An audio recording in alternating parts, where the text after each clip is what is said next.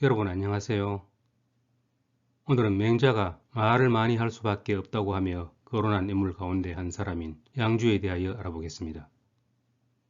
춘추 전국시대 제자백가 가운데 양주는 공자와 묵자에 비해 덜 알려졌고 다가가기 쉽지 않습니다. 공자는 성물연대가 잘 알려져 있고 그의 후학들이 쓴 논어가 있습니다.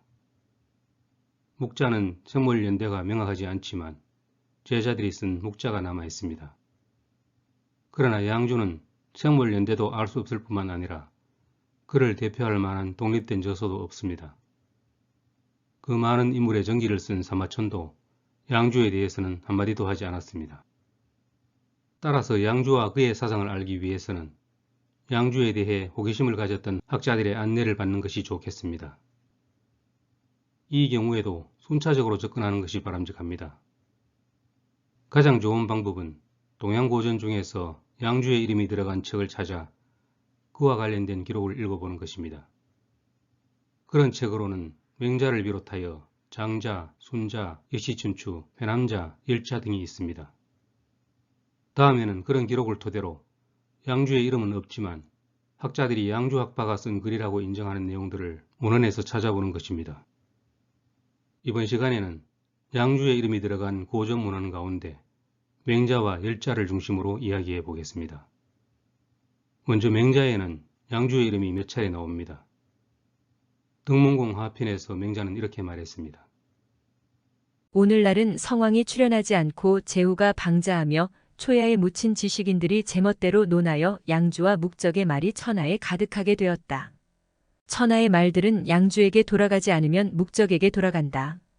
양씨는 자기만을 위하니 이는 군주가 없는 것이고 묵씨는 겸해를 주장하니 이는 부모가 없는 것이다. 부모가 없고 군주가 없으면 이는 짐승이다. 진심사항편에서는 이렇게 말했습니다.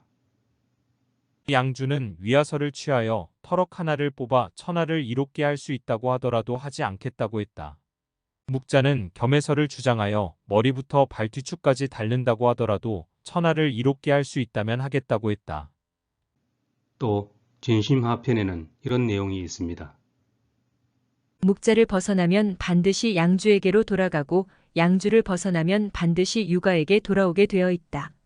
돌아오면 그 사람들을 받아들일 따름이다. 맹자의 말에 따르면 양주는 자기만을 위하고 세상을 이롭게 하기 위해서는 자기 몸에 털 하나를 뽑는 것조차 꺼리는 사람입니다. 그런데도 당시 양주의 말은 묵자의 말과 함께 세상에 가득 찼다고 합니다. 양주 사상의 영향력이 대단했다는 말이겠지요. 여기서 몇 가지 의문이 생깁니다. 맹자의 비판이 옳다고 하더라도 자기만을 위한다라는 위안은 무슨 뜻일까요? 또 전국시대가 아무리 혼란스러운 때였다고 하더라도 세상을 이롭게 하기 위해서는 자기 몸에 털 하나조차 뽑지 않겠다는 임무를 당시 사람들은 왜 그렇게 따랐을까요? 맹자의 평가와는 다르게 양주에게는 뭔가 특별한 가르침이 있었던 것은 아닐까요? 맹자뿐만 아니라 장자, 손자 등 양주를 조금밖에 언급하지 않은 고전 문헌들과 달리 열자라는 책에는 양주의 이야기가 제법 많이 실려 있습니다. 열자는 노자 장자와 함께 도가삼서라 하여 널리 읽혀진 책인데 열자의 저자는 전국시대의 여러구라는 설도 있고 위진시대에 여러구의 이름을 빌려서 누군가가 썼다는 설도 있지만 아무도 장담할 수 없습니다.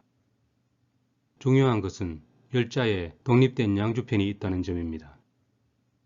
열자 양주편은 유가 묵가와 더불어 전국시대를 풍미했던 도가사상가 양주를 주인공으로 하여 사람들이 귀하게 여기는 명예를 비롯하여 삶과 죽음의 문제, 양생과 처세술 등 다양한 주제를 다루고 있습니다.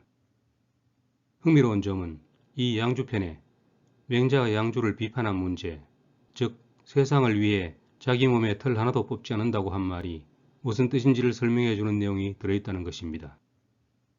다음은 양주와 금자, 즉 묵자의 제자 금활리가 나눈 대화입니다. 양주가 말했다. 백성자고는 자기 몸에 한 개의 터럭을 뽑아 남을 이롭게 할 수 있는 일이라 하더라도 하지 않고 나라를 버리고 숨어 살면서 농사를 지었다. 위대한 우임금은 자기 한 몸을 이롭게 하는 일은 하지 않아 자신의 몸을 지치고 깡마르게 만들었다. 옛날 사람들은 자기 몸에서 한 개의 터럭을 뽑음으로써 천하가 이롭게 된다 해도 뽑아주지 않았고 천하를 다 들어 자기 한 사람에게 바친다고 하더라도 받지 않았다. 사람마다 자기 몸에서는 한 개의 터럭도 뽑지 않고 사람마다 천하를 이롭게 하는 일은 하지 않는다면 천하가 잘 다스려질 것이다. 금자가 양주에게 물었다. 선생님 몸에서 한 개의 터럭을 뽑음으로써 온 세상을 구제할 수 있다면 선생님은 그런 행동을 하시겠습니까? 양주가 말했다. 세상은 본래 한 개의 터럭으로 구제할 수 있는 게 아니지요. 금자가 말했다. 가령 구제할 수 있다면 하시겠습니까? 양주는 대답하지 않았다. 대화의 첫머리에 등장하는 백성자고는 전설 속의 인물로 하나라 우임금 때의 숨어 사는 선비였습니다. 양주와 금할리가 나눈 대화는 일단 여기서 끝납니다. 양주의 대답을 듣지 못한 금할리는 밖에 나와 양주의 제자인 맹손양에게 물었습니다. 맹손양이 말했다. 선생은 우리 선생님의 마음을 이해하지 못하셨으니 제가 그에 대해 말씀드리지요. 만약 선생의 살갗을 손상시켜 만금을 얻을 수 있다면 선생은 그 일을 하겠습니까? 금자가 답했다. 그렇게 하지요. 맹손양이 말했다. 만약 선생의 몸 한마디를 절단하여 한 나라를 얻을 수 있다면 선생은 그렇게 하겠습니까? 금자는 한동안 말을 못하고 가만히 있었다. 맹손양이 말했다. 한 개의 터럭은 살갗보다 적고 살갗은 몸의 한마디보다 적은 것임이 분명합니다. 그러나 한 개의 터럭이 쌓여서 살갗이 되고 살갗이 쌓여서 몸의 한마디를 이루게 됩니다. 한 개의 터럭은 본래 한 몸의 만분의 1에 해당하는 것이지만 어찌 그것을 가벼이 여길 수 있겠습니까? 금자가 말했다. 나는 선생에게 대답할 수 없습니다. 그런데 선생의 말을 노담이나 관윤에게 물어본다면 그분들은 선생의 말이 옳다고 할 것입니다. 내 말을 우임금이나 묵적에게 물어본다면 그분들은 내 말이 옳다고 하실 것입니다. 그러자 맹손양은 뒤돌아서서 그의 문도들과 다른 이야기를 했다. 이것이 세상을 구할 수 있더라도 나의 털 하나도 뽑을 수 없다라는 고사성어 일모불발의 출처입니다. 양주학파에게 몸의 털 하나는 몸의 일부를 표현한 것에 불과합니다. 그것은 살갗이 될 수도 있고 몸의 한마디일 수도 있습니다. 몸의 털 하나를 가볍게 여기는 사람은 자신의 몸을 소중히 한다고 할 수 없다는 이야기입니다. 그러므로 이 글을 보면 양주에 대한 맹자의 비판은 지나친 측면이 있어 보입니다. 어떤 사람의 말이나 글 가운데 앞뒤를 자르고 일부를 따와서 그를 비판하는 것이라고나 할까요? 그러나 이렇게 말하는 것 또한 맹자를 너무 성급하게 판단하는 것일 수도 있습니다. 따라서 양주의 사성을 좀 더 알아본 후에 맹자가 왜 그를 비판했는지 판단해도 늦지 않을 것입니다. 오늘은 여기까지입니다. 감사합니다.